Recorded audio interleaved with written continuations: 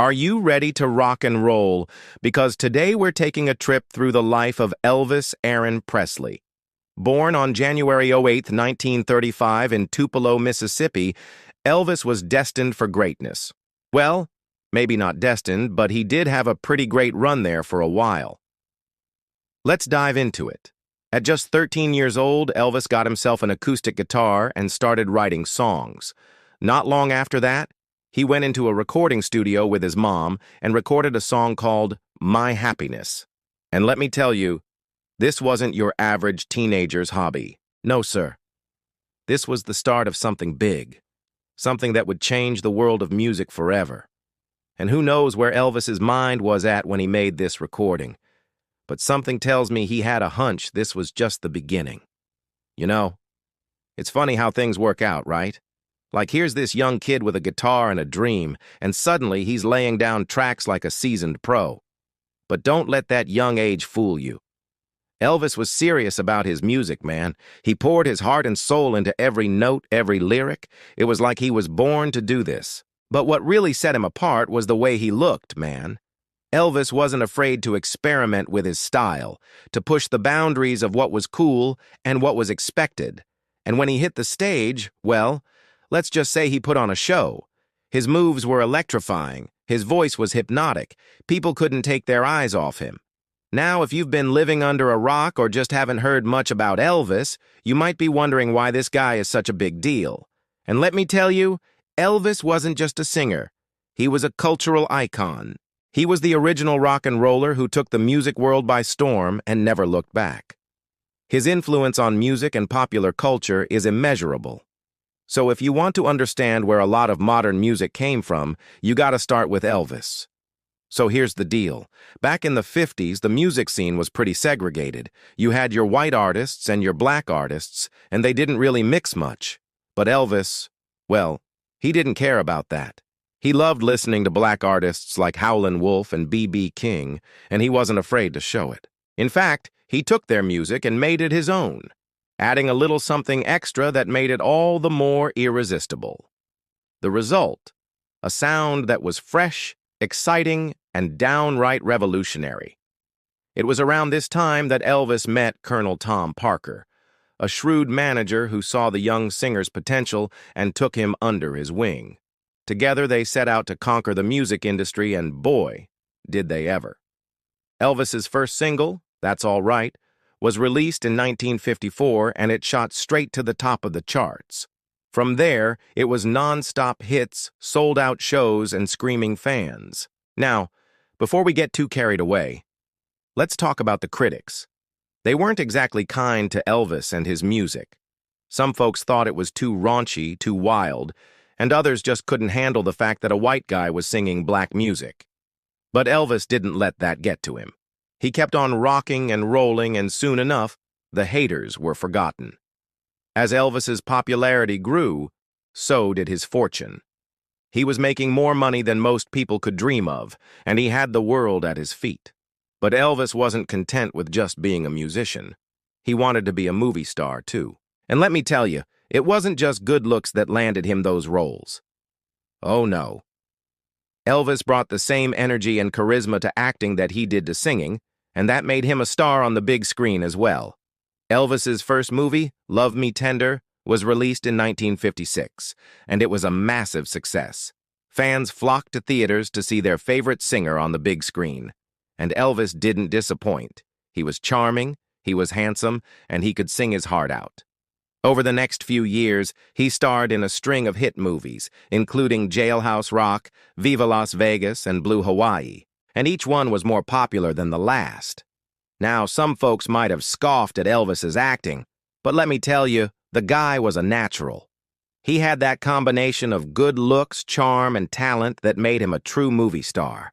And let's not forget about those iconic dance moves. Elvis was a pioneer of rock and roll dance, and he brought that same energy and excitement to the big screen. Watching him move was like watching a whirlwind of pure energy. Okay, now let's talk about Elvis's impact on fashion. The man was a trendsetter, plain and simple.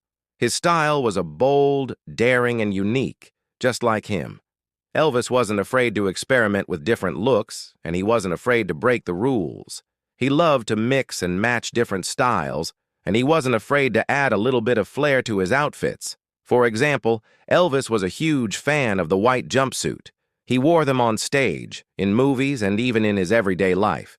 At a time when men's fashion was pretty conservative, Elvis was out there rocking jumpsuits with rhinestones and other embellishments. He was also a fan of flashy jewelry, and he wasn't afraid to wear it in public. Whether it was a chunky necklace or a pair of big sunglasses, Elvis always looked like $1,000,000. But it wasn't just his stage clothes that were so iconic. Elvis's casual wear was just as memorable. He loved to wear blue jeans and a t-shirt, and he often accessorized with a leather jacket and a scarf. It was a look that was both stylish and comfortable, and it was something that young people could relate to. But Elvis's influence on fashion wasn't just about what he wore. It was also about how he wore it. He had a certain swagger, a certain confidence that made any outfit look cool. He was the original hipster, the OG trendsetter. So if you're looking for inspiration for your next outfit, you know who to turn to. All right. So by the late 60s, Elvis was feeling a little burnt out. The constant touring, the endless shows, it was starting to take a toll on him. Plus, he was getting offers to star in movies that didn't really interest him. So he decided to take a break, a little vacation from the spotlight. But Elvis didn't stay away for long, because in 1968, he made a comeback that was nothing short of spectacular. It was the 1968 Comeback Special, a TV special that changed everything. After 5 years away from the spotlight, Elvis returned to the stage in a big way. And let me tell you, the world was ready for him. The special was a ratings blockbuster, and critics raved about his performance. It was like Elvis had never been gone. The Comeback Special showcased Elvis's incredible talent and showmanship. He sang, he danced, he played guitar, and he did it all with that same energy and passion that had made him famous in the first place. The show featured a mix of Elvis's greatest hits as well as new material, and it was a masterclass in how to put on a concert. But the Comeback Special was more than just a concert. It was a cultural event. After 5 years away from the spotlight, people were eager to see Elvis and hear what he had to say. And what he said was that rock and roll was alive and well and that Elvis was still the king. Now, if you haven't seen footage of the 1968 Comeback Special, do yourself a favor and check it out. It's a fantastic show that captures the energy and excitement of Elvis's live performances, and it's a reminder of why he was and still is the king of rock and roll. All right, now, let's fast forward to the 1970s. Elvis was back in the game and better than ever. The concerts during this time were legendary. People came from all over the world to see the king perform live, and they weren't disappointed. People would lose themselves in the music, in the dancing, in the pure joy of being in the presence of greatness. Elvis was in his element on stage. He was charismatic, he was electrifying, he was everything people had hoped he would be. And the crowd loved every minute of it. These concerts were filled with all of Elvis's greatest hits, but they were also filled with surprises. Elvis loved to experiment with his music, and he wasn't afraid to try new things in concert. He covered songs from all genres, and he even did medleys that spanned his entire career. The concerts were not just about the music, though. They were also about the community. Elvis fans came from all walks of life, all races, all ages, and they all came together to celebrate the music and the man they loved. At an Elvis concert, there was no room for hate, only love. There was no room for judgment, only acceptance.